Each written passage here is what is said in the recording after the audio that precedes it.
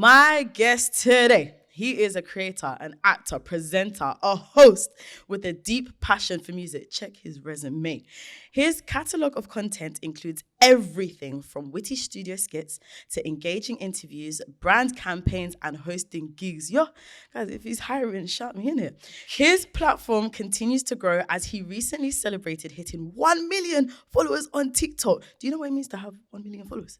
I am so gassed to have him because even me personally, as the host of this show, I have so many questions that I need to spill the tea with him. So without further ado, it gives me great pleasure to welcome to the That's the Tea show, LockdownT. Yeah. I can't lie. That was an amazing intro. I mean, that might have been the best intro that I've ever received. Oh, that was cold. God. That was cold. Well, welcome to the That's the Tea show. Thank you. Thank you for having me, man. This is special still. It's like it's my first podcast that I've done in a while, man. I can't lie. Yeah. No pressure. Don't worry. Not at all, I got you. How was the journey getting in here? It's calm, man. I feel like summer really said, yeah, bye. No. We're done now. What's the last day of August? August 31st? 31st. That was the last time I think I saw the sun. That was it. Honestly, Carnival was literally like one of the last days of summer. After that, they said, yeah, cool. You got like a grace period of like 1 or 2 days and then boom, September comes. Wrap it up. I'm not mad though because someone said it's lock-in September. It is lock-in. It means your birthday dinners, I ain't going. Your motives, I ain't going. Your sister's baby shower, I'm not going. You're not gonna see me there. I'm actually inside working. I don't want to leave. Jogging. I don't unless it's the gym, church, or work. Please don't invite me. Grand season, I can't lie. But then again, don't worry because if we see T in 2 weeks' time doing up AA, just mind your business. Just mind your business. Guys, I'm just mind your business. Just mind your business. Yeah.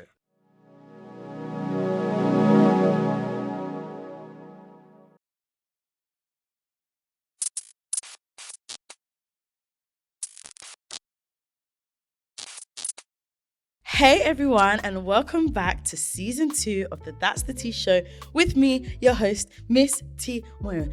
Did you guys miss me? Because I sure as hell missed you. If you remember last season, I brought your favorite dancers here to the studio and my sofa to chit chat and spill the tea. However, on this season, I am opening up the sofa and I'm here spilling tea with DJs, spilling with dancers, influencers, presenters, anyone can get it basically. People who are doing their thing in the creative industry are coming here so I can find out from them what it really took to get to where they are today. And what better way to get into a new season of my show than with fresh talent, more games, and spicier and hotter questions. You guys aren't ready for it. And of course, we cannot forget we're here to bring good vibes, to entertain you guys, and to just, have a good time. So let's get into spilling and get right into the episode. Okay, before we go into the episode, I like to play this brand new game with my guests called Let Me Land. Essentially, you're going to bring your unpopular, controversial, wild opinion to the table, to the sofa, and we're going to discuss. So you got to start off with Let Me Land. And then I'll hear you land this plane now. I'm scared for this. So. All right. No, do you know what? My one's not even that crazy. Okay. Let me land, yeah? Let me land. Holidays are for lazy people. Guys, thank you so much for tuning into the That's the Tea show. Let me land. I'm sorry, what? Let me land. Land this plane. I need to go into it. I'm going to land this plane ever so smoothly. Wait. If you are under 30, yeah, and you are going on multiple holidays a year where your mindset is, I need to work to get this next holiday, I think that's crazy. Because as you were saying, this is lock-in time, bro. This is about locking in. This is about making this is about making your life better for the future, not for now, man. And I get it, yeah. We do like to enjoy it and we deserve to enjoy it. But if your whole thing is just making that amount of money to then go to that next holiday and that next holiday, bro, you're never going to get to where you want to get to. I can't lie to you. Manager, please escort him. No. Deep what I'm saying, though. Deep what I'm saying. Let me tell you one thing. Please tell me. Let me say one thing. Tell me. All right, cool.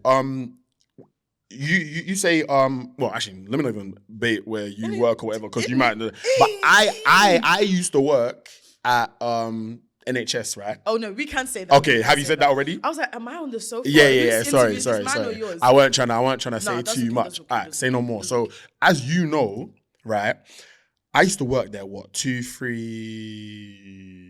years ago? 4 years ago, I used to work there, and my manager would say to me, T, what are you doing next year on the 26th of April that week? I said, what do you mean? I was a 23-year-old boy. What? How do I know what holiday? Because you wanted to ask about the holidays that I'm booking. Okay. How am I supposed to know what holidays I've got locked in for next year, bro? I'm not thinking about that. Right. I'm thinking about what's happening in my next 2 to 3 months. Yeah. But this mindset of, when's the next holiday? When's the next holiday? When's the next holiday? I feel like it's killing our people, man. Okay. Swear down. Do you know why I'm struggling? This plane is turbulent right now. This plane is landed. It's landed. Captain, we're not ready for landing. We are. Do you think that's because of hustle culture? Like, everyone thinks that is it a British thing? Is it a hustle mindset thing? Everyone's like, you've got to work, and then enjoyment at the end. Why can't we work hard, play hard, work hard? Because that's where I'm at. I work damn hard, and then at the end of that, I don't believe in enjoyment and soft life without anything to show for it. But isn't it, do you not think it's a British thing when people are like, you're going on too many holidays? Because I know my colleagues, if you're watching this, those of you who have said that to me before, I'm going to book another one in your name. But don't you feel like it's just a hustle mindset that, like, what am I trying to say? You know, it's the same thing as when people say, you can't have dessert until you finished all your vegetables. Why can't I have dessert? And maybe I'll eat some of my vegetables. At the same time, So this is how I see it, yeah. It depends, because there are stipulations to this. There are nuances. Of course there are. There are, you get me, man. There's like terms and conditions to the thing. T's and C's apply. If you're making enough bread, of course. Okay. But I'm more for that thing of, if you're still building, you need to build where your foundations have been laid. If you're flying here, I kind of like. Can you repeat that one more I time? said you need to build where your foundations have been laid. Because I know every time I go on holiday, I then have to set back into my routine once I come back, and it takes me out of sync. Okay, the altitude is going down. You know why? Right. Because you got me there. Thank you. Maybe I was a bit triggered at the beginning when you said that, because that was my point. That was what I needed to happen. No, because the first 6 months of 2025, I've been on holiday every single month. The reason why I stopped. You're breaded. Nah, T's different. No, guys, remember every month. No, guys, remember I have a brand partnership with lastminute.com. So everyone, sorry. I told you she's breaded. Cut your pearls. She's breaded. But even if I didn't, I still probably No, but with that being said, the reason why I say that is because the reason why I stopped after, I think July was the last time I went on holiday, was because that having to reset, go back to the gym, even something as simple as unpacking my makeup bag to use it the following day, was too much. It's hard. Messing with my routine, my circadian rhythm. Right. So I understand from that perspective, from that angle, yes. And that routine is so important. The discipline of that routine, I've learned in my life anyway, is so important to get you to that next level. Okay. You have to have that discipline. But I would love for it to get to that point where maybe life feels like the holiday. Okay. Do you get me? Every day is a holiday. Right. So that you can then do everything that you need to do, but in that like environment of freedom almost, where it almost feels like you're not working, whether that be for someone on top of you or for yourself. Yeah, for yourself. Do you know what I mean? Like, I agree. Yeah. To be honest, I can't lie. I hate the fact that this plane is landing. I would rather be on holiday brand related. Brands take me on trips. That's the holiday. Even me, please. Both of us, please. Sign us, man. Please. Okay. I landed it, innit? I landed it. Yeah, you can stay there. Nothing beats a LockdownT holiday. You know what I mean? This plane has landed. It's landed. Oh, I can't wait to hear what my next guest come to let me land. I'll allow you to. I'll give you that. It's time to hustle. Yeah, man. Try it. let's get straight into the episode. Mm. And you even said something earlier, and I have to ask that when I first met you, which by the way, for those who are watching, he didn't remember when we first met, and I had to bring that out because he was talking to me about that day and about the company, the organization where we met, as if I wasn't there. I was there, but it's okay. And I know where I met you. Do you know how I met you? You was in the photo box. In the box. And I came and I congratulated. He had just hosted the 2024 Youth Music Awards. I came down. I congratulated. 600 people there. That's a lot of people. So you can maybe. Is this you? I'm just trying to get some. To be fair, it was the end of the night. Everyone was tired. I was ready to go home, and I did say, "Hey, yes, hey." But I remember now, though. No, I don't know. never forget. I do. I never remember. forget. I remember. When I first met you, the first question I wanted to ask you, your name obviously is LockdownT. Does anyone ever confuse you with Unknown T? All the time. Okay. Yeah, okay. like it's interesting because I think they then a lot of them will say, Unknown T. Sorry, I mean LockdownT. Okay. And then a lot of people will then think, I think they have that association with Unknown T being a rapper. So then they assume that I'm a rapper as well. Okay. And I don't know whether that's because of the name or whether that's because maybe the content that I do.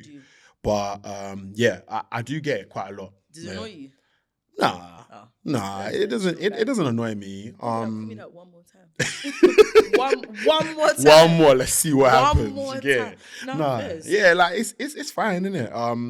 And it makes sense. Yeah. LockdownT, Unknown T, they are quite similar. I think someone asked me one time, like, was the inspiration of your name Unknown T? And I said no. Okay. No. I thought they were gonna ask if you guys are related. I was like, That is an come ism, on, come and I'm on, not come sure on. which one it is.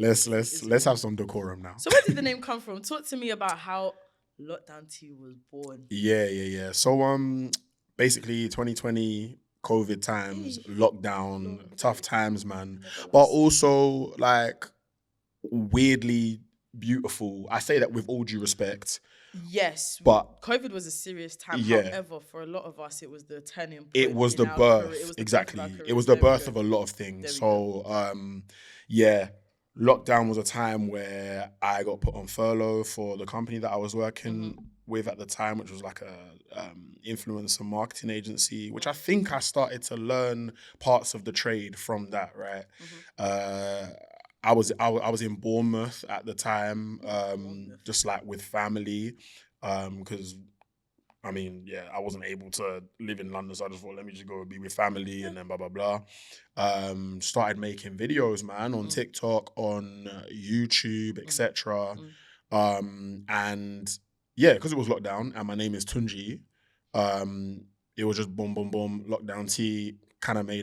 Kind of made sense. It used to be Lockdown Chronicles. Oh no, I know you're lying. It used to be. That's what my private story is called. My dating chronicles. Oh, if you know, you know. Right. But, so it Chronicles, just because it kind of makes it's a mouthful. It's a mouthful. LDC.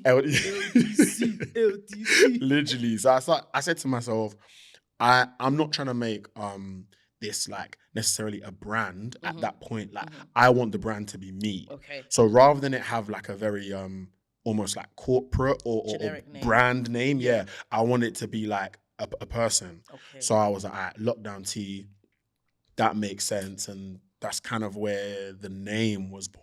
Yeah, see? And then everything came after that. That's why I had to kick off the season with you. The 2 T's on the Yeah, for real. I'm here for it. It's TT, man. It's TT all the way. When you first started making content, what were people's reactions to it? Like friends, fans, family. What were they saying? I'm not talking when things start kicking off. Indie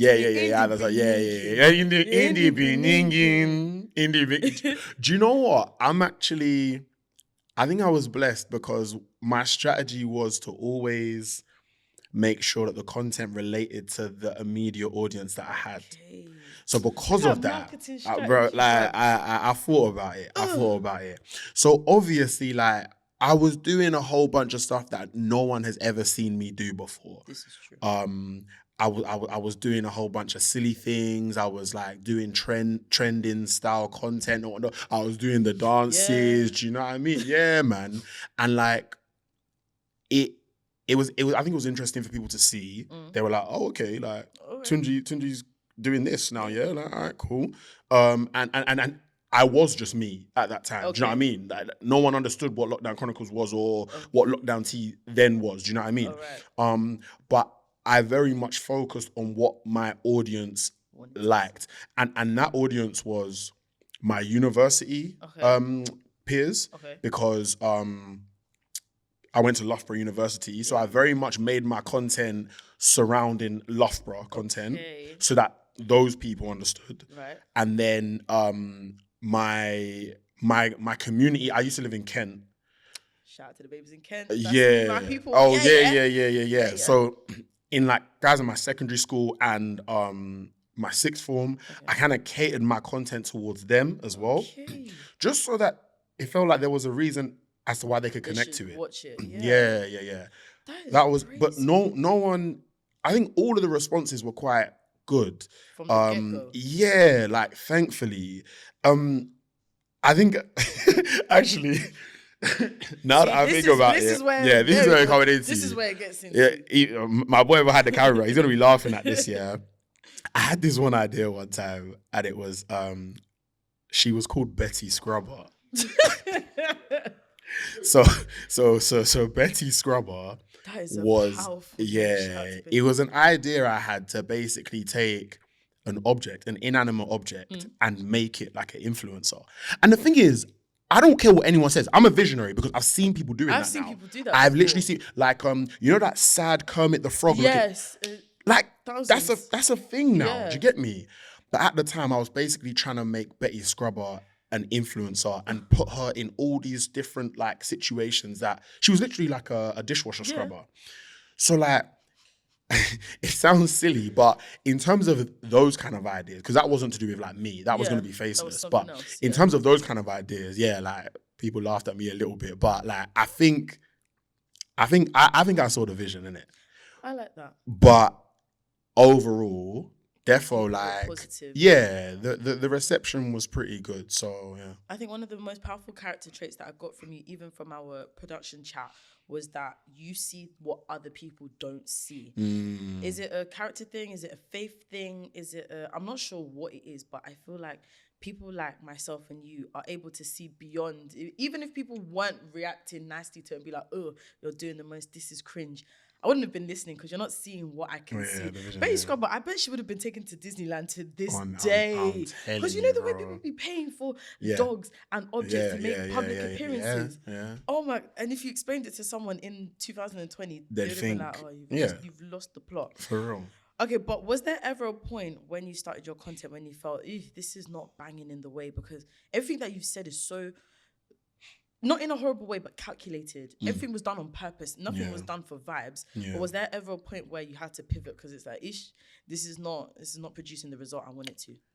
Yes. So obviously, if I just give like a quick rundown of the timelines. I started in 2020 doing up like trending content, all sorts of different things. Basically just trying to figure out what it is that I wanted to do. Yeah, what the formula was exactly. And this was on YouTube and TikTok. Okay. And then I started moving into music related content while still doing all of the kind of like experimentational stuff as well. Okay. And that was around like 2021, 2022.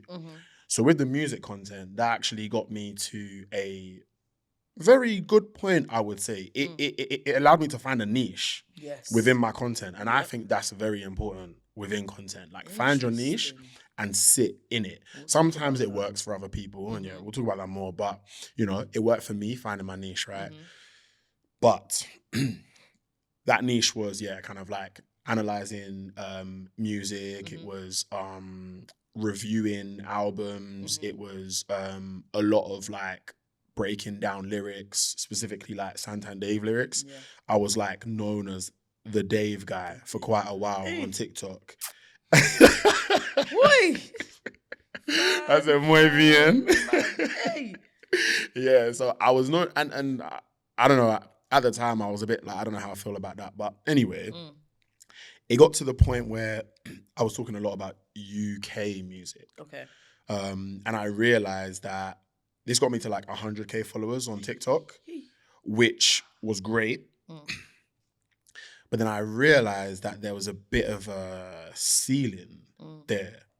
So that was a point in which I said to myself, okay, I kind of have to pivot Because if I don't, I feel like I'll probably stay Capped at at this this. level. Yeah.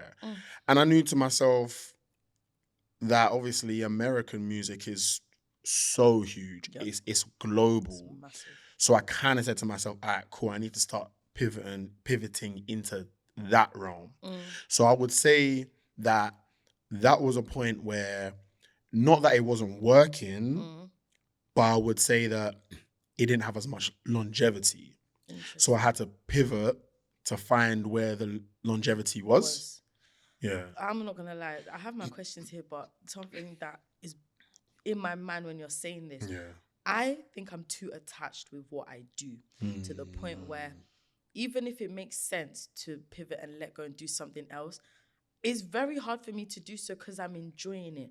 So would you say you are someone who naturally is okay with changes and moving and pivoting, or do you ever feel like, I wish I could still do this, but I know what I have to do to get what needs to be done? Because I think you triggered me when you said that cap.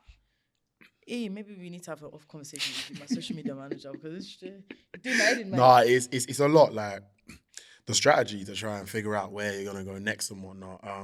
Is crazy. Is it? I think I'm happy with changing. Right. I'm happy with pivoting if I have to. I think I've done things that have allowed me to squeeze all of the juice out of what it is that I'm doing right now. Okay. And that has allowed for there to be longevity in it. Okay. But I know that, like, to grow and to keep people's attention. Oh my gosh. You people's attention span. Seek help. Keeping Do something about people's it. attention. To keep that, you have to change. You have to reinvent yourself. You have to go down different lanes and verticals. Do you know what I mean? That's the only way.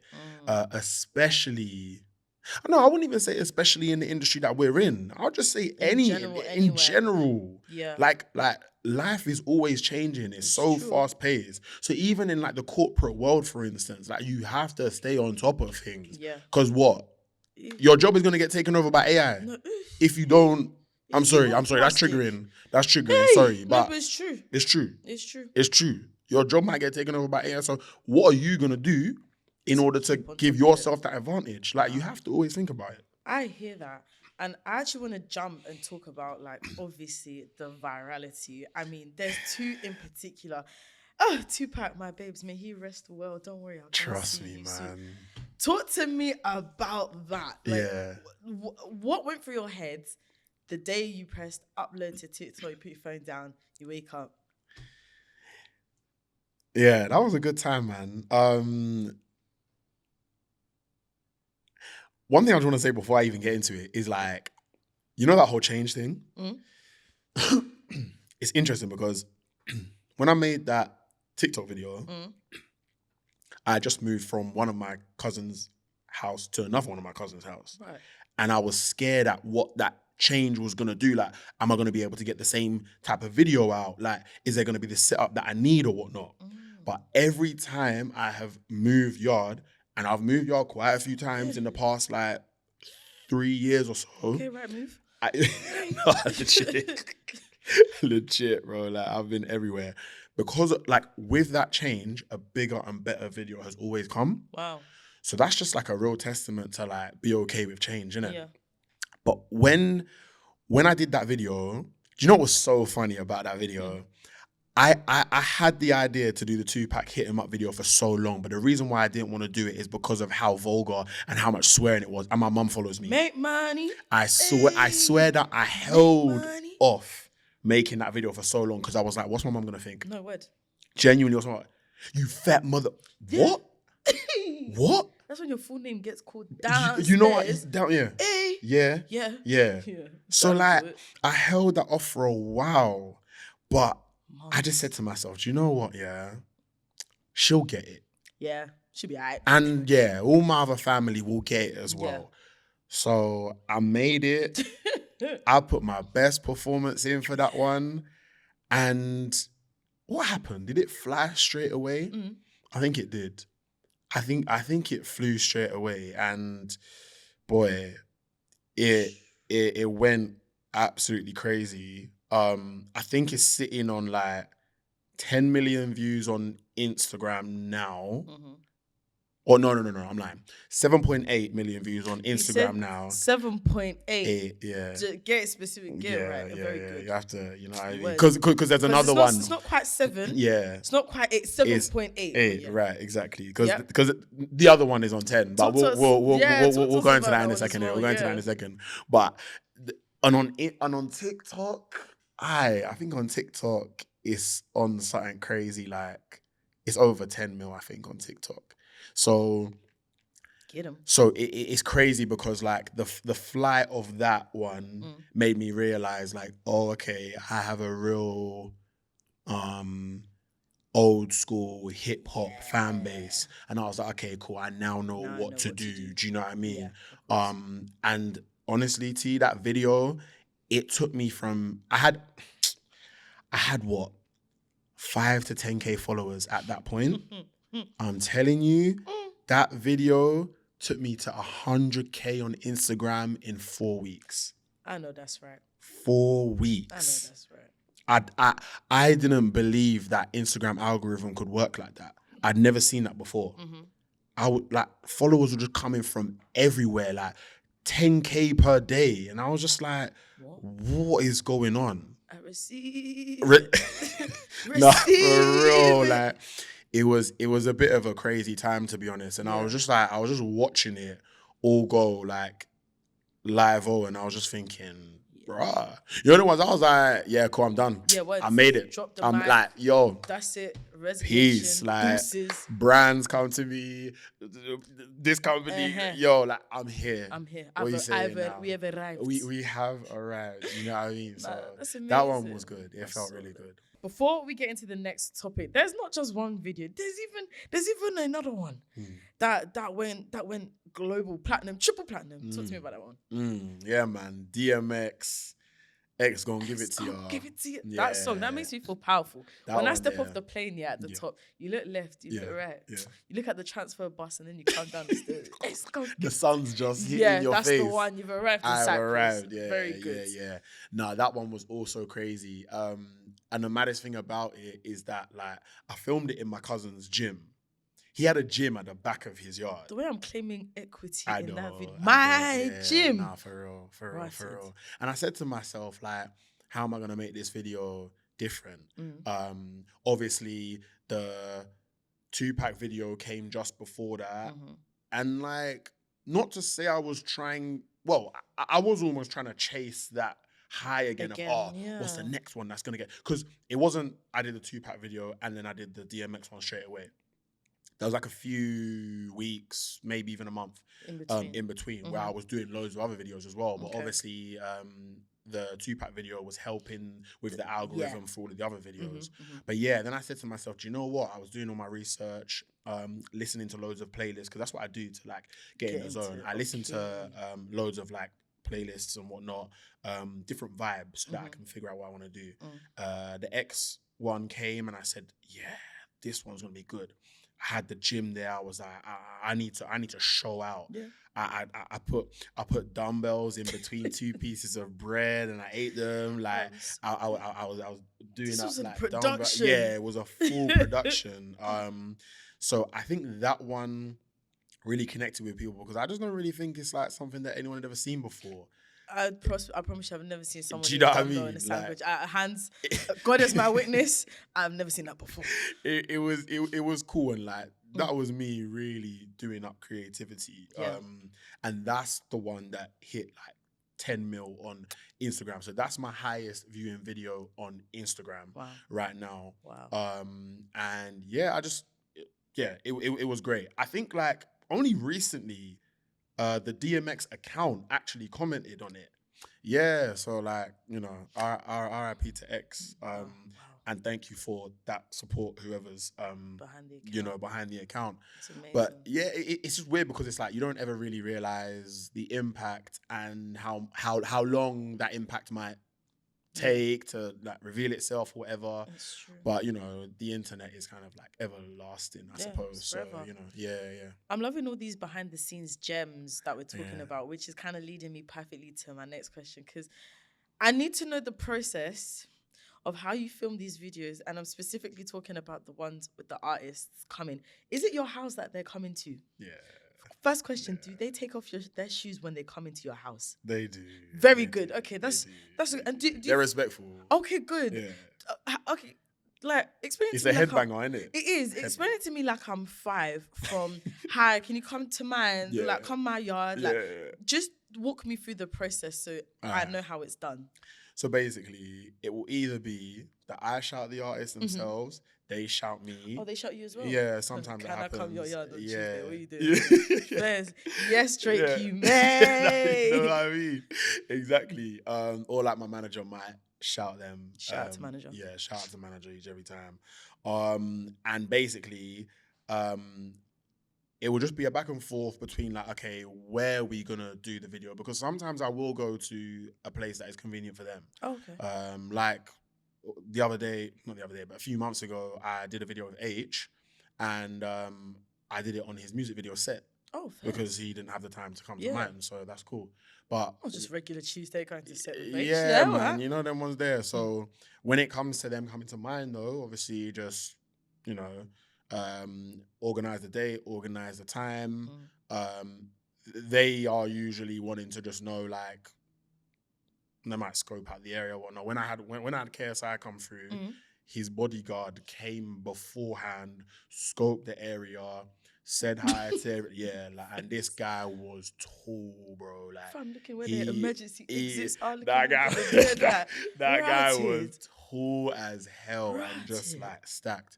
So it all depends, innit? But I just try and make them feel as like comfortable as possible. Do you have to feed them? No, you don't have to, but like I'll put some drinks out, and like if they want a snack, then I'll give them a snack. But I ain't flipping giving them jollof and chicken. Dave is coming. I promise you guys, he'll find me with an apron on, mac and cheese, chicken and rice, cornbread. I don't even know what cornbread is, but he's getting everything. I'm laying it down in the kitchen. Peach cobbler. Peach cobbler. I'm cooking it down. Alright, say no more. When that happens, I'll call you. I'll be there. Because I will benefit from the food too. 100%. We're all eating together. And when we pray, make sure he interlocks his fingers into with your interlock. Yeah, so that the connectivity is the 5G. 5 bars. You're getting it. How long do they normally stay in your house for? Like, let's say they come at 12. What time do they usually wrap up by? They'll leave by 1:30. Wait, so it's a really quick. It's a really in and out thing. It's quick, unless we just start wrapping it up, which is sometimes what we do. Like we just be chopping it up. FIFA, like I'm telling you, we just be chilling. Who have you chilled with? Tell me. Heady One. Okay, very good. Blanco. What? Ants Live. AJ Tracy. Denzel Curry. I said H already. Poser. Miss Banks. Sorry, did you say AJ Tracy? AJ Tracy, yeah, like my babes. We do. Obviously, I said KSI already. Like Giveon. Wow. So you just be chilling with them, and when you're with them, like I'm assuming you're not snapping, and you're literally just sitting and hanging. We're out chilling, man. We're chilling. Fairs. Like that. I want them to feel as comfortable as possible. Yeah. If I'm out here like snapping them, hey guys, welcome to my TikTok live. Come on, man. Like that's true. What I will do is we'll get the video done. And then there's like I want to obviously make the most out of so I will get other pieces of like content as well. Yeah, exactly. Like we're gonna do after this. Right. Right. Exactly. So it's like maximizing, but like after all of that is done, we'll get pictures and stuff as well. But after that is done. We're there to just chill, man. Crank on the Nintendo. Yeah, man. Let's just chill. Let's wrap it up. Let's chop it up. So that's such a privilege to have like all these cool people come in and actually be at levels with them. What I want to know is when you are explaining the video, okay, explain to me. Let's say we're doing a video. How would you explain it to me? Because sometimes people are slow. and it takes a long time. Yeah. And I see the diagrams that you do, which I like your stick, man. Thank you. Bring back Appreciate concepts, yeah. Appreciate But how would you explain it to me that we're doing a concept video? Yeah, so I'm a obviously- rapper. Yeah. What's Get into happening? your rapper bag right now. MST, what's happening? MST, Yeah. damn, she already had that she one get- already in the bag. pocket. She get. All right, cool. Say no more. Okay, let's go. If we see MST YouTube coming out, we know where it came from. Well, this is the manifesting couch. Yeah. So basically, obviously, yeah, I have my storyboard, Mm-hmm. as you're saying. I'll just take them through the concept. Okay. From like scene to scene to scene, Mm-hmm. and I'll have like meticulous timestamps of when we're gonna do this scene compared to when we're gonna do that scene. Okay. I'll tell them you're gonna come in at this point, and then you're gonna go back out and chill for a bit Uh-huh. while I'm filming another bit. Okay. And then like I really like, I'm pretty meticulous Okay. with my process, so I very much, because that also makes the whole day like as efficient as possible. Absolutely, or just So they need to understand what it is that they need to do. But Okay. yeah, I'll just take them through the concept, started. and they'll be pretty much like, yeah, cool. But I'll say, is there any other ideas that you have? Uh-huh. Let's like collaborate. I'm down to share ideas. And if it kind of like fits with how I make my style of the content, Yeah. then cool. Like I'm all game for it. Do you know what I mean? That is. But yeah, so most of the weird. time, like they're very happy because they're coming into my world It's true. and they understand that. It's true. And me as well, as a content creator, I have to hold myself in that regard where it's like, cool, you are coming into my world. This is my So stage. yeah, it's like, I appreciate you for being here, but I will direct you. Wow. You know, Yeah. I will tell you what needs to happen in order to get the best out of the content, because Okay. I know exactly how it works. Mhm. So if they're doing something that might be a little bit like left or whatever, it's just not gonna bang. Yeah.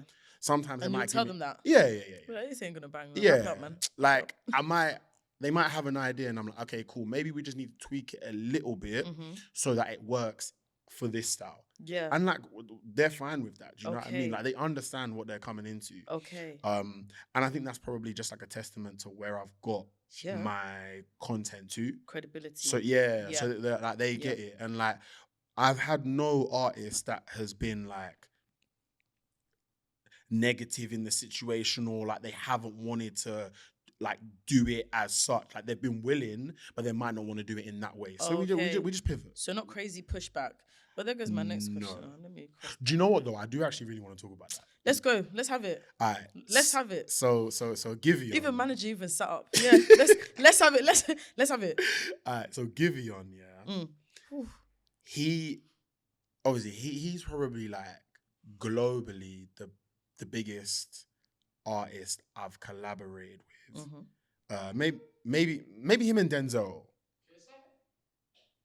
We're talking, KSI. we're talking global. I love KSI, by the way. music. KSI's music might not be as big as, but yeah, KSI Heartbreak is huge. Anniversary. That Yeah, one got like, me through that one. So Giveon, in terms of as an artist, he's probably one of the most credible that I've had, right? Mhm. We pull up to the office where we filmed the content. This is at like 9 a.m., something crazy like that. Been to the YouTube Legacy party the night before. Very I was good. there from like 2 a.m. The thing only got confirmed at 6 in the morning. We Yeah. were up and in the office by 9 a.m., whatever. Boom. Rockstar lifestyle. do you Yeah, get me? where's just the hustle? So he comes in and he doesn't really know exactly what the plan is Okay. of like why he's there exactly. He's just here to get Yeah, paid. yeah, do you get me? So I was like just kind of explaining the situation to him. Mm.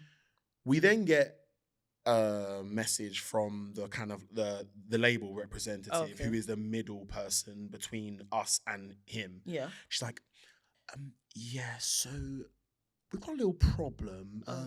Giveon doesn't really want to do what you've set out. I said, okay, Do it. all right. So like, what's the issue here? And he's like, yeah, he doesn't really want to perform. I said, okay, cool.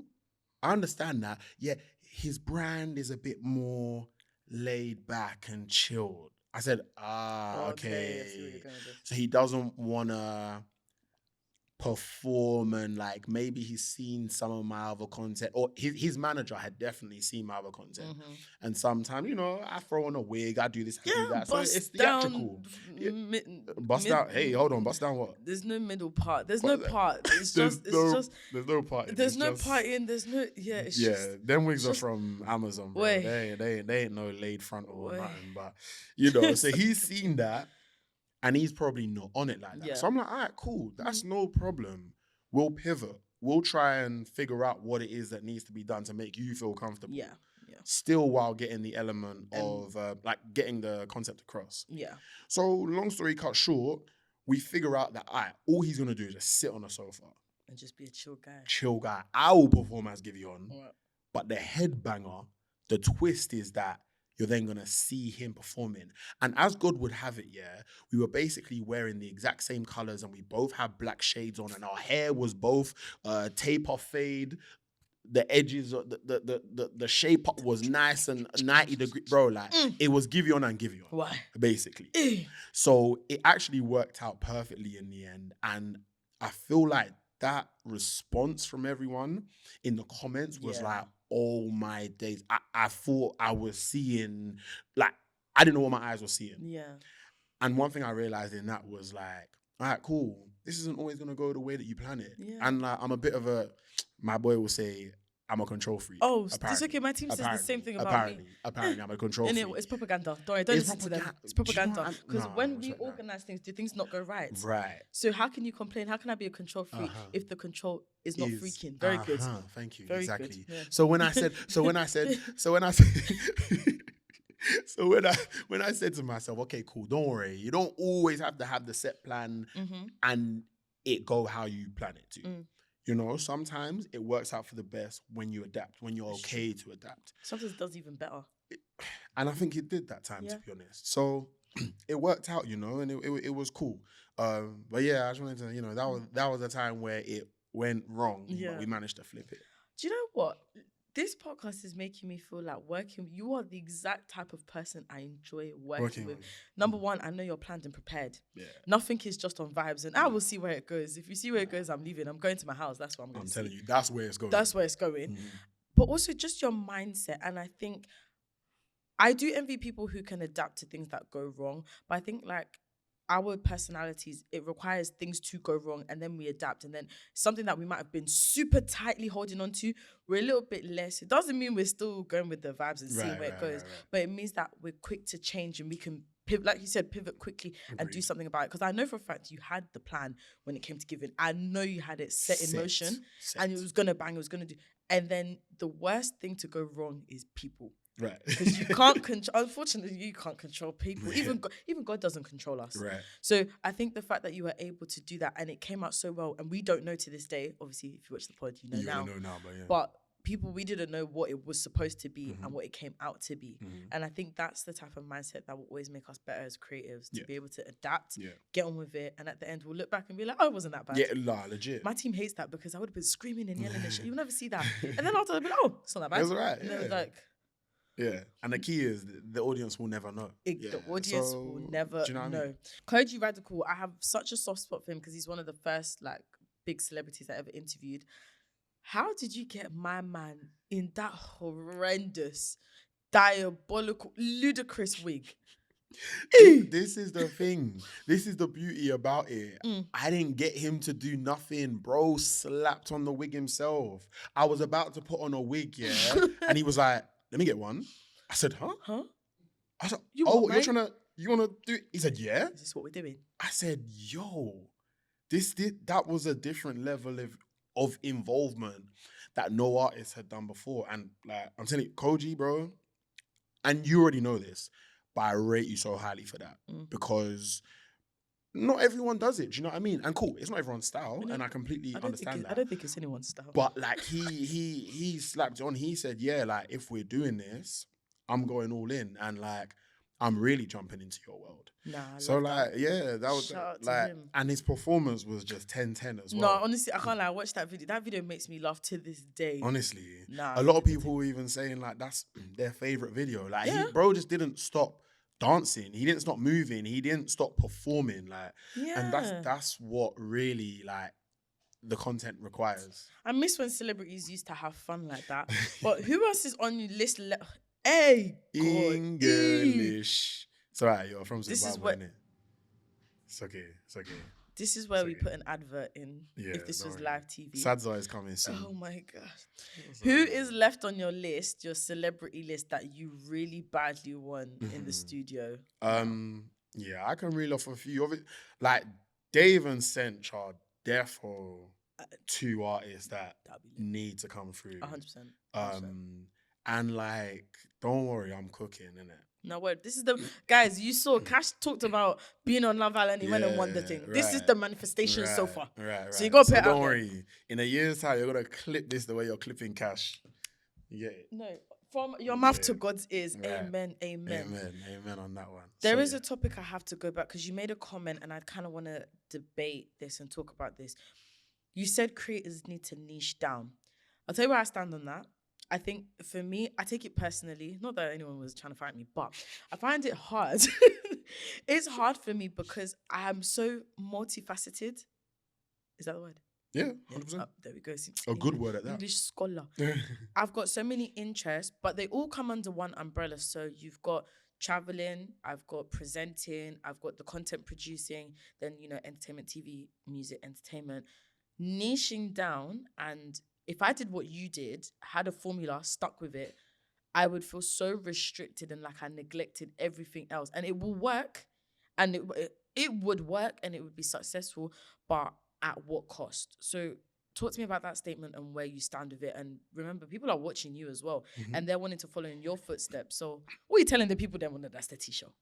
So in terms of what I say about niching down, I think the reason as to why I say it, and there is some nuance in it as well. So I completely understand what you just said. The reason why I say niching down is because one, it just gives you focus. You're able to almost become a master of that area in which you're in, which comes with benefits. So I niched down into music, and it now gave me that credibility to be one of the creators that artists will come to when they have a rollout campaign for their album or for their single and they need promo for it. Right. They say, we're going to go to DJ AG, we're going to go to LockdownT, we're going to go to FD from the Future, we're going to go to Rambo is Talking, BTB Mac, whoever, Mimi, the music blogger. Yeah. You got that credibility. You set yourself in that path. So it means that you're able to really get the benefits of like that one industry. You almost become like one of the pioneers of that industry. So so like you're always in the front of the minds of that industry. Right. So that's why I say niching down is good, and it can give you the focus. But I completely understand what you're saying where it is restrictive. Right. Because now, for instance, my LockdownT account on TikTok, I can't really do anything else on there because the algorithm is set. I'm telling you, I haven't dropped until 2 days ago because of this event that I was doing, which I'm sure we'll talk about later. Yep. I haven't dropped a video in about a month. Right. So my views, dead. Engagement, dead. Swear. Yeah. Because the only thing I've been dropping is promo for the event. For the event, yeah. And like, views not been great, engagement not been great. The day I drop what my algorithm understands, I got one video now, I dropped it yesterday, it's on 300k views and it's like going, do you know what I mean? That's under 24 hours, that's under 16 hours. So it's like, that's crazy. It is restrictive. Yeah. Because it means that you can't really do other things content-wise. But one thing I'll also say about what you said is that I'm still diverse in other realms. Yep. So I'm talking about content specifically, but I still act. I'm still a host. I still present. I still do these other things, which is still multifaceted. And I'm never saying only niche down in like one lane. Have multiple lanes, but I would say what worked for me is the fact that I niched down into music for my specific social media content. Okay. Yeah. And this is across TikTok, YouTube, and Instagram? Across all of them. Okay, so you did the exact same thing. Yeah. Same formula. Yeah. And you've kind of touched on it, what happens when you do something else. Have you ever wanted to do something else and you made a decision, a database? Because you're basically, what you do is you do data-driven decisions, which a lot of companies do. But someone like me is like, nah, man, I don't swear on this pod, but if you're data, bro, this is my show. I want to do what I want to do. So has there ever been a time when you wanted to do something and you didn't, simply because this isn't going to make sense on the algorithm? Yeah, I've done that quite a few times. So where does it go? Where does that content go? What do you do with it? I try to find areas in which it can go in. Like maybe I've done a podcast before like this, and obviously that went on YouTube because it's a longer form piece of content. But then I've also tried to do like a freestyle platform, and I tried to do that on TikTok. I wouldn't say it was like a flop. Like I loved what I created visually, but I just didn't carry it on because I felt like I could see what was working. So I carried on going with what was working. But I'm now actually in that stage of now trying to do more personal things. And I've created another account for it. So that's one thing you could do. This is true. Yeah, create a 2.0 account. So my new account is tunji.ec or tunji aka LockdownT. You type any one of them, you can find me on TikTok there. But that is where I can just show more of my personality and do whatever I want. Because what I've clocked is like, cool, I have got a very strong grip in one industry. But now what happens when I want to start like doing work with brands that are in, the lifestyle space or in the sports space or whatnot? Like they're not gonna come to me, because they know it's just music. And brands are very particular. They don't care if they know that you like football. If your content is not about football, they don't want to hear it. So now I'm trying to like open up them new avenues and the new doors for me by creating that second account, so promoting it heavily from my main account, like collaborate posting, reposting, whatever. And I'm trying to do things that way just to show more of my personality, because I don't talk in my content. Yeah, it's true. I don't talk. Heard you talk. You know what I mean? This is how you want me talk. So I ain't got a personality per se on social media, which is shocking because I've met you in person. Right? Do you know what I mean? So when it comes to working, let's say with brands, or when you want to do other things, you need to show that personality. Yeah. So that's now what I'm trying to do. Okay, so in terms of strategy versus creativity, someone is watching this episode now and they're thinking, I want to do what we do. They have so many interests like me, and both of us have many interests, but they like art, they like music, they like sports, they like TV, they like entertainment. But they also want it to work and they want to have a plan, and they're very robust and structured like you. What advice are you giving them right now? Do every single one of them at the start. Okay. Do every single one of them at the start. Okay. Find which one works and then go full steam with that one. Okay. For however long you feel comfortable with doing it for. Okay.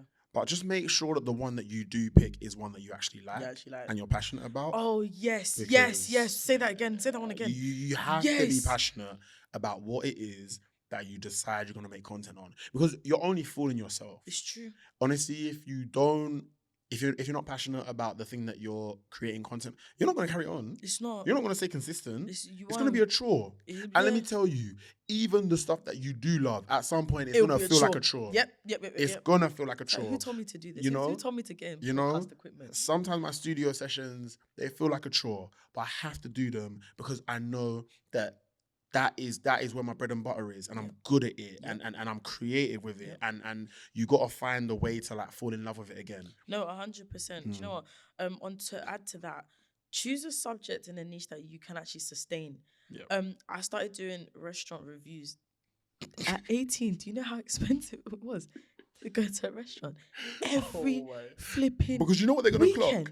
They're going to clock that you've already been Vapiano's, you've already been Nando's, you've already been Bill's, you've already been Weatherspoons. They want to start seeing the higher class now. So what? And that's not in my time. When's Hakar? Bro, when's Nobu? When I started adding up, I said, I can't sustain this. I dropped it. even fashion content. I'm not really a fashion babe like that. I'm Yeah. not that passionate about it. I just like to look nice. Yeah. And to be honest, I'm more into makeup. Like, I like to do my face. But I was like, oh, guys, I can't keep buying clothes. I can't keep going to the post office to return. It's not sustainable. I said, this is not my niche. I don't know how these fashion people do it. Where's your money coming from? Where is your money coming from? And are they hiring? Because my resume is... No, because why is it a new outfit? I'm scrolling on your timeline. You've not worn the same thing twice. Ever. I'm pretty sure if you go into season 1, you probably see this tracksuit again. I don't know how they do. And that's fine. I love that for you. Right. I wish it was for me, but it's not for me. Oh, okay. Speaking about jobs, you mentioned it earlier and we have to get into it. Before content, tell us the timeline of what you were actually doing before being a full-time content creator. Yeah. Because you are one of the people who do full-time content, but not everyone who is coming on this season does. And this is something that I feel like is very important to talk about. Yeah. Okay, so... Let's have it. Yeah, man, let's do it. Let's have it. So as I said, 2020, I was working for an influencer marketing company, which was great because you know how you were saying like, oh, they'll commission a dog to come to a show as like a public figure. Sure. It's mad. I saw that live. Like I was building a pet talent agency at that influencer marketing agency. So I've seen like how crazy this influencer game can be, right? The money that can be made. And the money that can be made. Silly, stupid. Right. Madness. But from that job, I said to myself, oh, so I'm reaching out to these influencers. Nah, I want to be the one who's getting reached out to. Smart. So that gave me my first little taste of this industry, yeah. Right. But then COVID came, furlough came, and then I got made redundant from that job. So then the next job that I had after that, I worked at the NHS. For those who don't know, I actually also work for the NHS. So I work in the cancer program. Shout out to them. I'm balancing doing a full-time 9 to 5 and then straight after work and at the weekends doing this content thing. It's not 9 to 5 and then 5 to 9. Yeah. Right. Yeah. No, yeah. Right. I thought living invoice to invoice was bad. The 9 to 5, then 9 to 5 and 5 to 9. Yeah. Well, he's basically what you just said. Yeah. I understand. This is going to sound so bad. And this might be my cancelable offense. The reason why I think I am better is not the word. The reason why I think I outdo a whole bunch of people is purely on the basis of after work, I still continue to work. There is a portion and a population of people who want to be creatives, want to be influencers, want to be presenters, DJs, you name it, that are automatically cancelled out of the race simply on the basis of after you finish your 9 to 5, you stop doing the work. And what you've done, you've made my job easier to stand out because I'm willing to do what you don't have the capacity to do. Whether it's because you're tired, you've got responsibilities, you can't be bothered, you're lazy, you've got a whole bunch of other priorities, whatever the reason is, unfortunately, you've made people like me easier to get ahead of the game simply by you're not taking up the competition. People hate it when I say that because it's harsh and it's not nice. It's true though. But it's true. Reality. Because that 9 to 5, that 5 to 9, whatever you said, basically, the work after, that's where the real work begins. That's where it ends. And it's madness. Yeah. How are you managing it all? Like, how was you doing it? Yeah, it was a lot, man. It was a lot. I can't lie.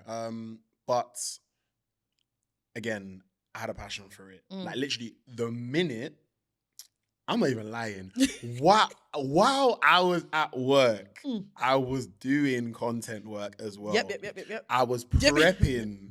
And I can say this now that I'm because you're not there anymore. Right. Yeah. Like, what are you gonna do? You get? Well, you're gonna find but me. It's like find me then. At work, I was planning my content. The minute I left the office, boom, because I was doing all of like the music stuff at the time, so I was just talking a lot to the camera.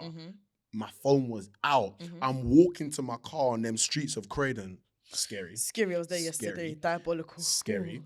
I was walking back to my car and I'm making content. Yeah. Yo, you lot, Dave said this. D-Block Europe said this. Like, it was something in me that was just like, go. For it. Yeah. So, and even on my days of working at home, I was making videos too. I was making videos for the purpose of this video, I'm not going to comment what my work from home days look like. Worry, I'm 100% on Teams. Don't leave my desk. 100%. Today is not a day I'm working from home. Not at all. Sue me. Don't worry, it's me. It's me. We're talking about me. Not exactly. It's got nothing to. It's got nothing to do with me, mate. So I was balancing. I was mixing the two together. I was taking days of annual leave to go to work shoot. and do shoots and content. Yeah, Yep. you just had to make it work. What made you leave? Like, when did you, if you had to give a criteria of when it's time to leave, because I'm still there. And I have a criteria in my head, and we will talk about why I'm still here at the moment. But what was your list of check, now it's time to jet off? It's so weird. Like, if I look now back at where I was, knowing like what I do now and what I was doing then, I would have told myself, don't leave. Swear. Yeah, because Really? yes, and I'll tell you why. Because I wasn't in as stable of a position as I thought I was back then when I left. Wow. Yeah. So, but it was all a leap of faith. It was me saying, God, if this is for me, you better catch me when I jump off this platform, Machi. Right. You better. Right. Like, and all the things that I was calculating, like the money that I had coming in from content. I was working with GRM at the time, and I was working with Spotify. Those were probably my two main kind of like sources of income. And like I was kind of getting a bit gassed because like Spotify, for instance, were paying me quite well, but it was only like random campaigns. It wasn't like a set monthly amount. Yeah. Okay. It was like I probably did about 3 or 4 campaigns with them in a year, and that was what was like giving me this confidence. Okay. But these times, as soon as I left, and I'll go back to your question in a sec, but as soon as I left, them Spotify campaigns dried up. It's like, God. You know what I mean? Luckily, other things came in. Through, yeah. But if I was, I was almost relying on just that. So it was a learning curve for me to be like, you got to have a little bit more in the bank, but also you can't do this one for in, one for out thing. Yeah. So I would say like the criteria for leaving is really being able to visualize the potential. That's it. That's actually it. Obviously, pay your bills and make sure your bills are covered. Don't bankrupt yourself. Told like you to quit my job. Don't say that, because I did not. I can never be responsible for that. Don't say that. You are responsible for your own decisions, okay? But all I'm saying is, if there is if you can see the potential to even just make a little bit more money in the job that you're in now, and you know your work ethic is good, you will stay consistent, and you will like do everything you can to make sure that it works. Go for it. Leave that job, man. Go for it. Leave that job, man. It's so funny that you say that, because based on faith alone, one thing God has never done for me is there's always been something lined up next. I might not see it at the time, but when something ends, something follows. Based on that alone, I could jump into this content thing full time. And there's too many people that I've spoken to that said, I left my job and I said, I'm going to give myself a year. I bank with the bank of mum and dad. Shout out to them. Great interest rate.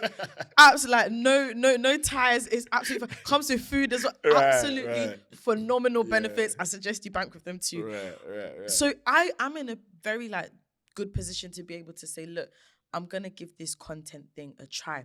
My issue is I get paid too much to leave. What has facilitated and funded everything you see to this day is the said job. It's there's a corporate word for it. It's golden. That's it. Golden. Now I feel like I'm sitting in golden handcuffs. This is my thing when it comes to content. I would love to be in a position to do it full time. Do you feel like you knew when it was time to leave, or was it purely a leap of faith? Because maybe I'll take this leave after this episode. Maybe I'll get my 2 weeks notice. Maybe. I felt like I couldn't really be there anymore. Okay. Just because I knew where I wanted to be, and I just knew that, like, from a creativity point of view, the job wasn't giving me what I needed. You needed to move on. Yeah. So for me, it felt like the right decision. Okay. And you know, we thank God that it did end up being the right decision, but it really was a leap of faith too. Like, I had a lot of conversations with God where I was like, boy, if I'm doing this, God, you need to protect me. You better back me in this. You better be the eagle that I fly on, the wings beneath me, all of the above. Right. And like, do you know what? For me, the way that I started my content, the reason why I started my content, I think it was an outlet that God gave me. Do you know what I mean? Yes, let's talk about that. You moving on to the next subject so already? flawlessly. Let's talk about it. Yeah. No, so like the reason as to why I started content was because of grief. Wow. Yeah, man. I didn't like know that. It was, for me, someone very close to me passed away, and they passed away very close to just before lockdown, a few months before lockdown. Oh wow. So for that to happen, and then for lockdown to come, bro, like the double down on the it was nuts. It's getting a bit much. Yeah. It was nuts. So it was my outlet. And honestly, I think if that hadn't have happened, I probably wouldn't really be doing content, because like it was never something that I wanted to do in the first place. Like I was always an actor before, but just content was just something I had never thought about until I was in lockdown. I was really going through it, and I was like, you need a something release. To put into. Yeah, exactly. Absolutely. So and like I feel like God showed that to me. Do you know what I mean? Right. And just gave me the tools that I needed in order for it to just get going. Keep going, yeah. So then because of the roots and the foundation of my content, when it then come to another big decision of like, okay, cool, God, you've actually showed me that this is working now. Yeah. So now to get it to the next stage, I need to trust you that, you know, I will make a success of this and leave my job so that I can put enough time and effort into it. I knew that he's got me in it. I knew that he's got me. It was scary. I'm not going to lie. And a lot of people say, oh, you're making more money from content than your 9 to 5. That's why you left, right? Yeah. No. The stability. There's even pension plan. Hey. Bro, like there's a lot of stability in the workplace, but I said to myself, I just see the potential, and I'm just one of them guys that would rather be in control. Sorry, I'm not saying that if you're in corporate, let's say, you're not in control of like I'm not saying barking at us. But what I'm saying is like I wanted to almost like be my own boss, as you should, and I could see the potential for it, and I could see like where I could take it. Yeah. So, you know, I just said to myself, all right, cool, leap of faith. God, I know that I can't do this one foot in, 1 foot out. I need to go full swing with it. And hopefully that time that I'm alleviated from with my 9 to 5 will give me more time to put out more content. Yeah. And then I know that will then come back to me in opportunities. So I think one of your gifts is faith. Hearing how you speak, I'm not saying it's been easy and it's been smooth riding, and even you mentioning that speaking to God and getting his backing and his confirmation has been the foundation. Funny, that's actually the top question. Like that. It kind of leads me to ask, we work in very, very, very secular industries. How does your relationship with God contradict, impact, conflict with what it is and where it is that you work? And you mentioned it at the start. Yeah. I mean, that song, shout out Tupac though. May he rest well. But my goodness me, it's like you threw every effing flipping blinding in the book. Right. But like, how does it like? Yeah. So I mean, this is the thing. Like, I come from a Christian background, been going to church my whole life, etc. That's why when I like did that video, for instance, I was a bit like, oof, what are my family gonna think of this? Block church, you hide them from seeing my story. What's God gonna think about this? Do you know what I mean? Like genuinely, like, and I'll be thinking that all up to this day, because the music that I promote is very secular. Yeah. And I think with what I said about the route as to why I got into content, and I suppose this is me kind of like making up my own theories as to why. So, you know, who knows whether this is right or wrong, but this is how I feel. And my conversations with God, and this is how I feel like it's kind of where it's got to, right? But because I know like the root of where my content came from was so rooted in him, because I needed him at that time. Yeah. The grief it's a lot, It's a man. lot. Yeah, it's heavy. a lot. Yeah. So I really leaned in on him in that. And I feel like he gave me this outlet of content. So because of that, I'm a bit like, I understand that maybe the music that I'm like promoting is not great, it's not ideal. But I also look at another side of it where it's like what I'm doing for people. Yep. Like I'm really bringing a lot of happiness, the joy, and laughter to people. And I was doing that at a time where I was most low. Yeah. So he was almost like using me as a vessel. Yeah. To give joy to others from a place of despair. Yeah.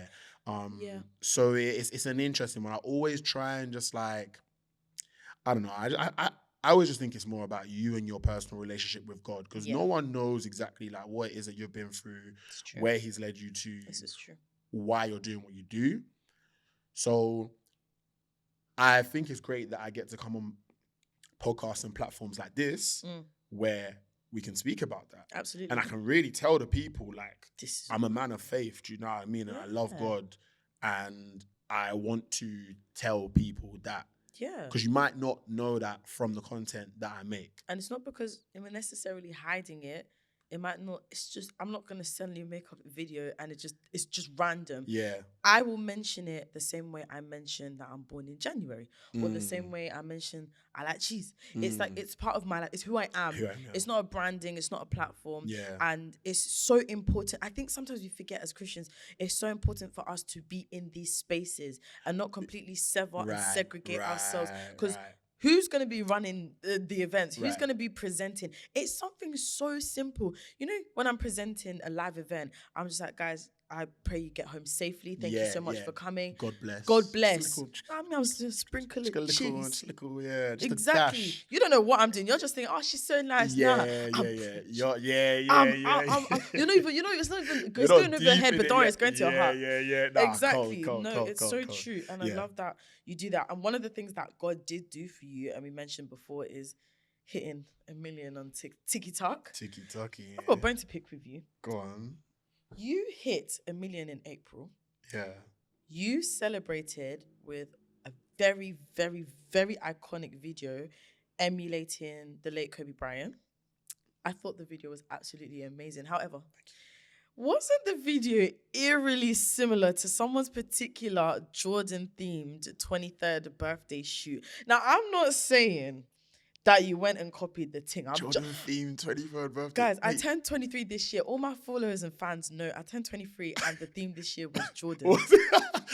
So to wake up to TikTok to see these bigger, better, more funding influencers go and do a Kobe Bryant shoot, down to the recreation of Kobe's iconic locker shoot. Yeah. I did Jordan's iconic locker shoot. I'm not saying I was mad. I'm just saying a lot of people sent it to me in the GC just saying, oh, T. I said, don't worry, guys.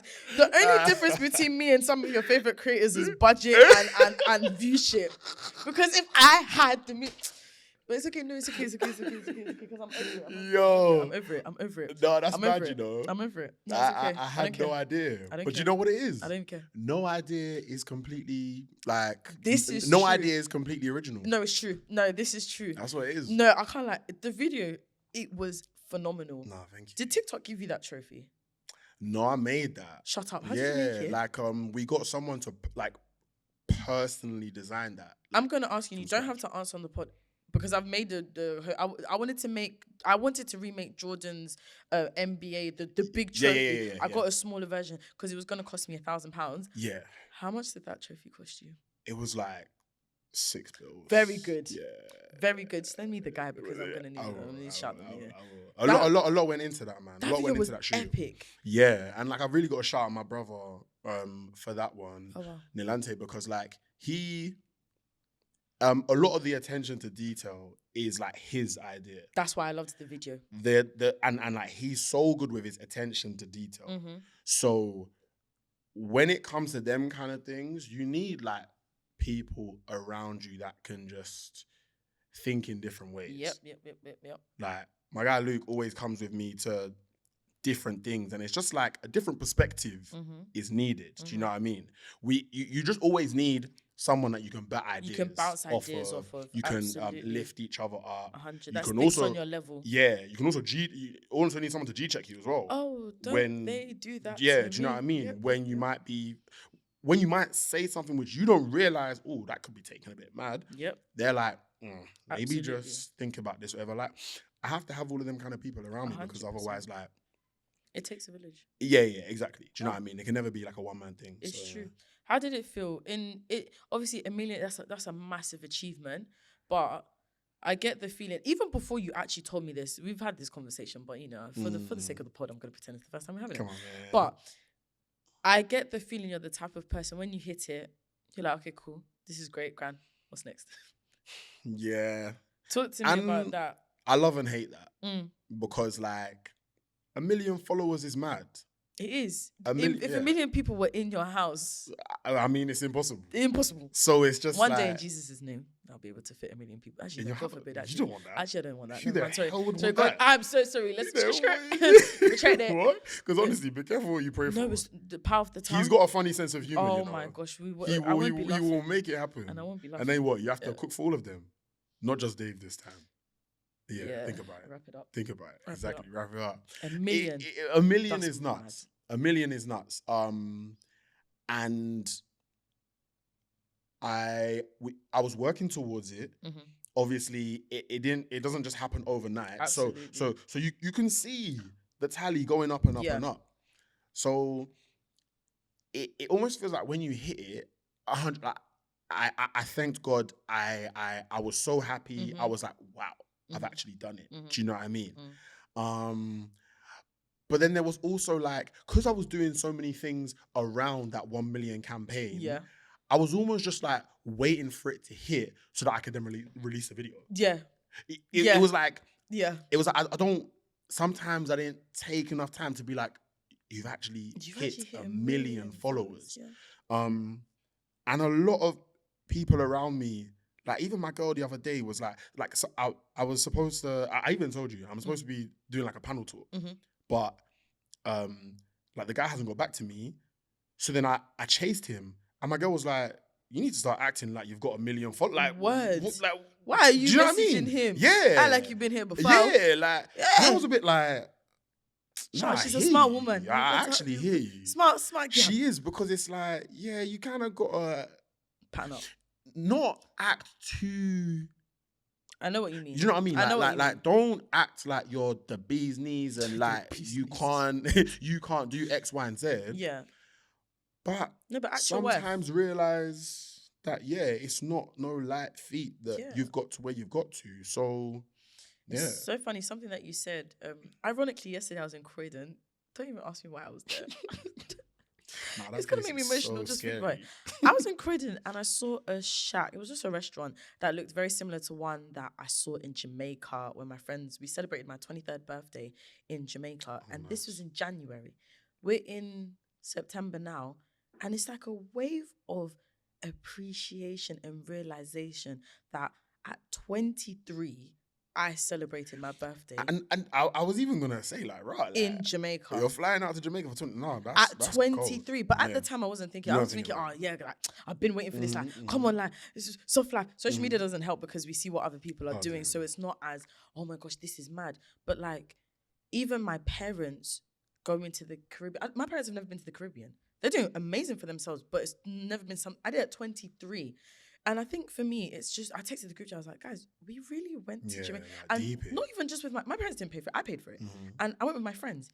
I really got up, left my house to travel to the Caribbean. And I think that feeling of, I would be the type of person, I'd hit the 1 million, it's only will hit me later on. I'm really like, whoa, God, I've had a moment to sit down, look around and just be like, you really did the thing. And I think as Christians, it's really, as creatives as well, we're always trying to, the goalpost is always moving. Always moving.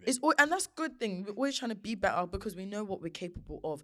But you have to be so intentional and sitting back and actually being like, God, you really, the very thing that I was praying, bended knees, tears, snot, and Viola Davis tears, the very thing you delivered it, I have to take the same time to actually sit in it, revel in it, and realize, wow, I'm actually living in answered prayers. Yes. But I'm so glad you did that. A million followers. Yeah. Nah, I don't know. you gotta be so grateful.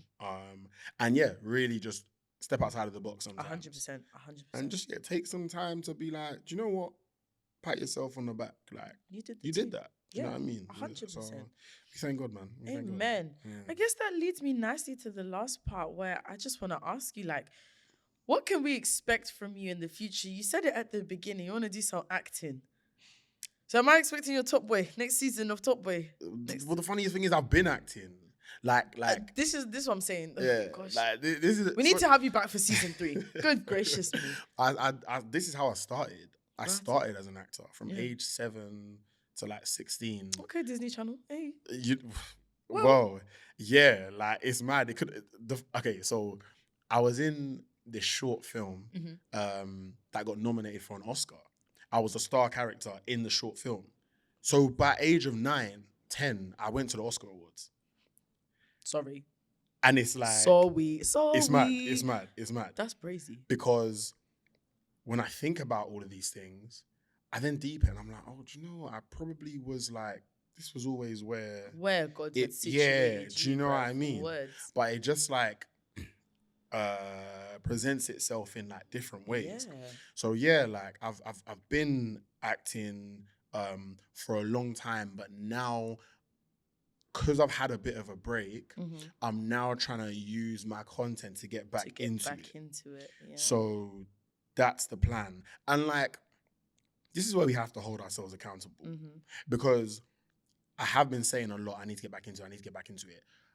I've done some acting classes where I've put myself in the right environments and whatnot, but I've been making excuses for myself. Right. I need to like properly start actioning like the acting classes. And I met Ashley Waters the other day, right? I know I've said everyone is my babes, but that one is the real babes. He's the real. This is the real one. That's the real babes. Oh, okay, interesting. So I met him the other day and I was just asking, like, we were just having a chat. Yeah. And he was just saying, if you want to get back into acting, dive deep into the environment. Wow. Like, just be among. And, like, that's not even just going to, like, acting classes and workshops and whatnot. Just hanging out but go theatre. Being about, yeah. Go to Picture House. Wow. Go, like, live and breathe it. Be in it. Yeah. And, like, things will then attract themselves to you because that's the energy that you're kind of like putting out there. 100%. Do you know what I mean? 100%. So I really took that in and I said to myself, all right, cool. I really need to start like actioning myself because if I want to get back into acting properly, I need to, you know. You have to and yeah, that's just about having conversations with the right people. Yeah. Doing the actions that I need to do. Also putting content out there which represents that. Yep. Which is why like I did the Kobe. Yeah.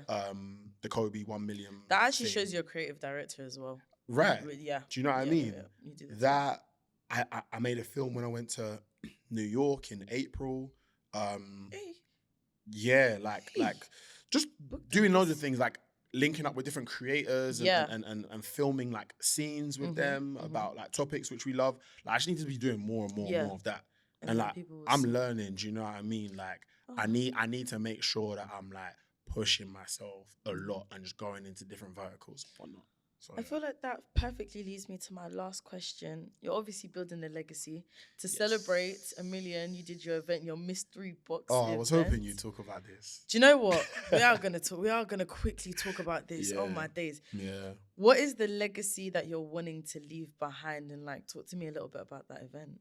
Yes, so I mean I want to make an impact 100%. I want to make an impact in multiple spaces that I love: music, acting, man, even sport, like whatever. Do you know what I mean? Mm-hmm. And just let people know that like someone like me, if someone like me can do it, then can do it too. someone like you can do it as well. Do you know what I Amen mean? to I'm that. quite passionate about people just having like creative freedom and whatever freedom it looks like for them. Do you know what I mean? Just taking like ownership of like their life basically. So essentially that event was when hitting 1 million followers, I just thought to myself, okay, cool. With all of this like work that I've put in and this success that I've like gained from hitting 1 million followers, it doesn't feel right that I keep that all to myself. I need to give back. Yeah. So I've been working with this organization called Youth Music. Shout out to them. Yeah, shout out Youth Music. Great. They help emerging music artists like develop their careers basically. So I wanted to give back to them, and that meant basically raising money to fund 2 emerging artists' careers with like a £3,000 grant. Wow. So my whole point was to raise that £3,000. I've been raising it since I hit 1 million followers, which was in April. So that's been like what, 6 months or so now, maybe 5-6 months. But I got a bit, it kind of got a little bit like stale in terms of how I was going to raise that last bit of money. Okay. I had about £900 left to raise. Wow. And I said to myself, all right, cool, I need to do something big just to take hit that it over mark. the, do you know what I mean? the finishing line. So I had this idea of doing a mystery box drop event where you pay a donation of £30 and you get a mystery box. There was 50 of them.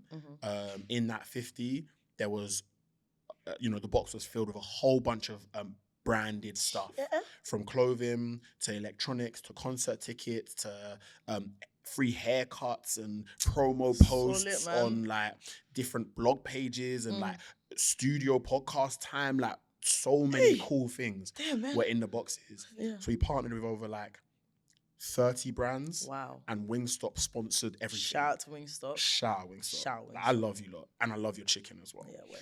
So like we made it all happen. Literally, like we had the idea just before the 31st of July. I then went to Soho House with my girl and my manager, and we said, all right, cool, we need to figure out how this idea is going to work. 4 weeks later, It was done. It was done. It was a success. Everyone was happy. All my friends and family and like my audience and my community, like they came together. Just smiles on people's faces. The target was smashed. Smashed. Like we were supposed to raise £900. We raised £1,700. Yeah. Like, and honestly, that showed me, God showed me the skills that he's building in me, what I can do with them. What you can do. Yeah, the because impact you can make. Yeah, 100%. Because events was something that has always scared me. I don't know why, but like all of my boys have been like, yo, why? Like you need to start throwing parties now. You need to start doing this. You need to start doing that. Yeah. Shooketh. Yeah. Shook. Like I don't know why, but I was just a bit like, I don't know if people will come. And yet you managed to pull it off. But then we pulled it off and we made that happen, and like everyone was really happy and like. Yeah, it was beautiful, man. I can't lie. It was really beautiful. So, yeah. I love that. I think this whole episode has been a testament to your tenacity, your work ethic, how you think. I feel like I know better how your brain works. Yeah. And of course, like the legacy you're going to leave. But I think for my first episode of season 2, I think you absolutely smashed it out of the park, mate. No, I enjoyed this a lot, man. I say that, and you do a really good job with facilitating like conversation. Like you're cold at what you do. Like, so well done. That's the Tee podcast. Period. Yeah. Guys, can we please give a round of applause to LockdownT? Guys, thank you so much for watching the That's the Tee show with me, your host, Miss Tee Moyo. We are back here every Tuesday, 6 p.m, same time, same place. We'll see you next week. Let's get into season 2. Bye.